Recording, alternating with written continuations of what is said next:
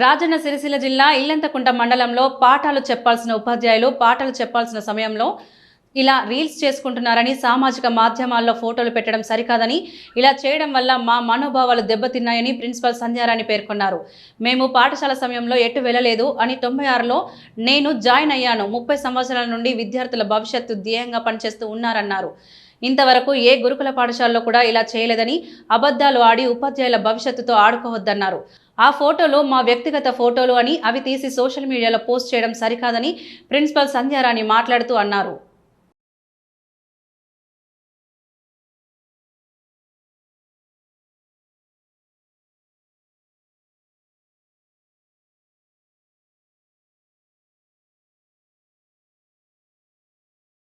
అందరికీ నమస్కారం. నిన్నటి రోజున వచ్చినటువంటి గురుకుల ఉపాధ్యాయుల రీల్స్ అనేటువంటి కథనం పూర్తిగా అవాస్తవం.